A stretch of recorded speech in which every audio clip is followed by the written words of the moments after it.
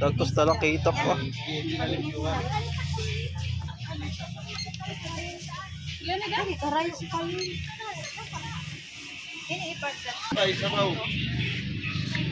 Pila deres tamban bay? Batam magtamban na lang.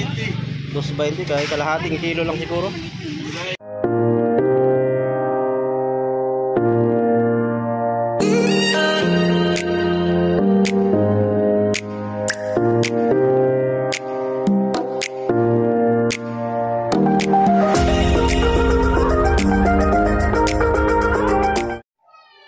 Welcome back to my YouTube channel, guys. It's Daddy Monskick TV. So it's Sunday ngayon.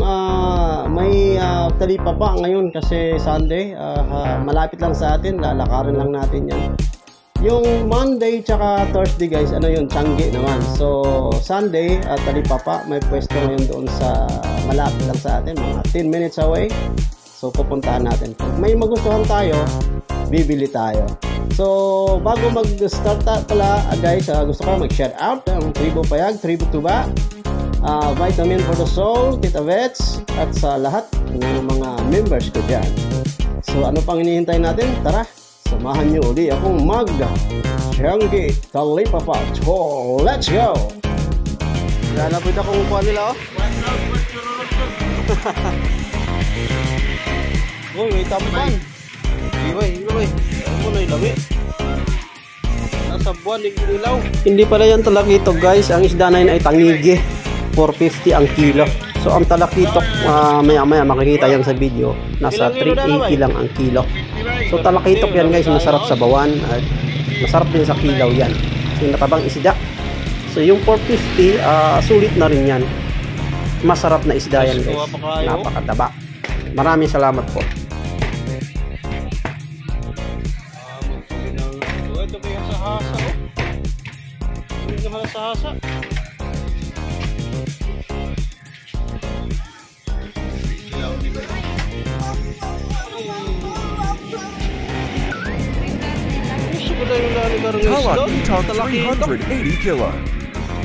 So yan, guys, ang isdang talakitok nasa 380 ang kilo. So masarap din yan sa bawan o sinigang. Meron din silang bulinaw o diles, nasa 190 ang kilo. Mura lang guys. Itong hasa-hasa, guys, ay nasa 380 ay 360 ang kilo. Fresh na fresh pa yan, mga boss. So meron silang alumahan at tamban. Yan, yung tamban na yan, guys, nasa 240 ang kilo. So mataas na rin, ano? Sulit naman kasi fresh. May alumahan din sila, tsaka salay na malaki. Oro ano yan, guys, yung salay tsaka alumahan, matatabang isda po yan. Nasa 380 po ang kilo din yan. Ito, napaka-fresh po pa na bulinaw, tawag sa English. At ito ang hasa-hasa, napaka-fresh. 360 ang kilo niyan, mga boss.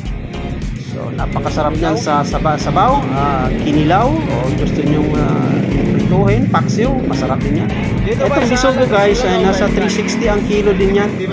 Fresh na fresh all the way from the ocean. Napaka-fresh pa. Masarap yan sa sabaw din, guys. O paksiw, kung gusto nyo, masarap din yung mga yan. Talakitok na yun, malalaki. So, around nasa 2 kilos each yan, guys, or 3 kilos. So weighing around yan. Masarap yan na sa bawan. Ito na lang yata. Maraming salamat po. Kayo po, ano pong gusto nyong iulam dyan? Itong tamban yan, guys, yan lang yung nagustuhan natin. Kikilawin kasi natin yan. Masarap ang tamban ng kilaw, guys, or sugba, grill. Napakasarap po yan. Mataba na isda din yan, guys. So, ayan, ang pili lang, mga boss. Ito, meron din siyang sarmuretes, 210 ang kilo.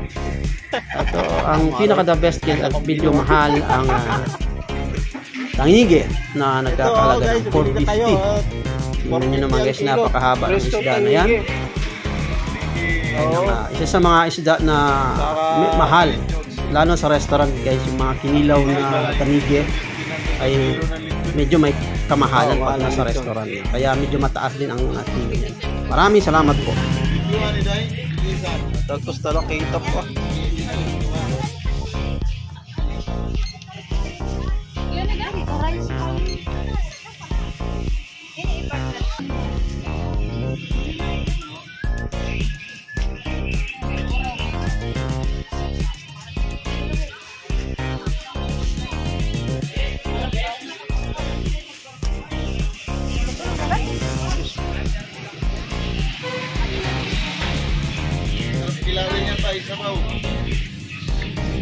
dire tamban bay. Batam magtamban na lang. 220 kay kalahating kilo lang siguro.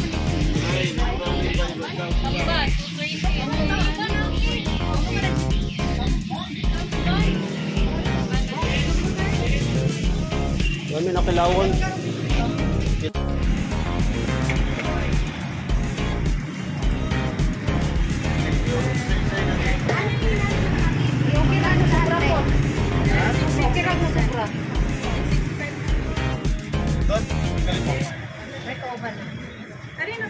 Na, ate. Akin yun. Ang talipapa na ito guys ay matatagpuan lamang sa malapit sa Daung Terminal. Malapit yun. Kung familiar kayo sa Bless Hotel, harap lang po ng Bless Hotel yan ng Daung. Every Sunday lang po yan. Ayan. Maraming salamat po. Ate, 135. Nagpalit na guys. Bumili tayo. Ato kilawon. Kinilaw. 265, 260 mo na lang yan. What's up guys? Ayan, galing na tayong Changi talipapa. So, ito nabili natin guys. Tamban. Fresh na fresh pa yung tamban guys. Pero ang tawag dito sa amin doon, dalawang klase kasi yung tamban. Yung tamban na maraming kaliskis. Tsaka ito, slimy na. Ito walang kaliskis masyado. Tawag namin dito guys ay hilos-hilos. Ang kilo nito doon sa Changi ay 220. So mataas ano. Ang masarap lang dito guys ay paksiw.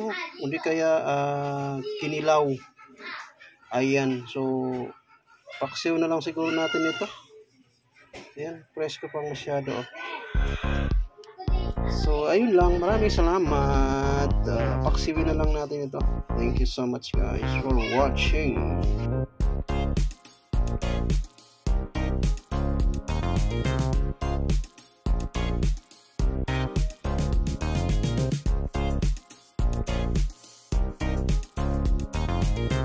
Shout out nga pala guys sa aking mga very supportive members. Si Mami Lee, Tribu Payag, Tribu Tuba, Tita Vets, Vitamins for the Soul, at si Tito Bry, at sa ating mga kapatid dyan sa Bible Study. Ayan, shout out po sa inyo. Maraming salamat po.